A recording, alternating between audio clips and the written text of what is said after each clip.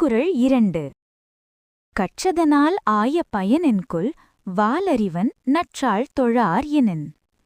பொருள்: நாம் நிறைய படித்தாலும் நல்ல மனமும் இறைவனை நினைக்கும் பழக்கமும் இல்லையெனில் அந்த படிப்பின் பயன் குறைவு.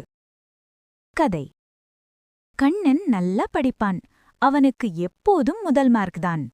கண்ணன் சொன்னான், நானெல்லாம் தெரிந்தவன், எனக்கு யாரும் வேண்டாம். ஒரு தாத்தா நடக்க கஷ்டப்பட்டார்.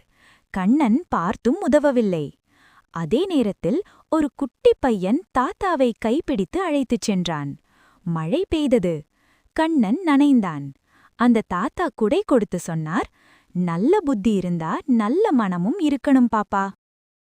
கண்ணன் நினைத்தான், நான் படிச்சிருக்கேன், ஆனா நல்ல மனம் குறைந்திருக்கு. அடுத்த நாள் கண்ணன் கோவிலில் நின்றான்.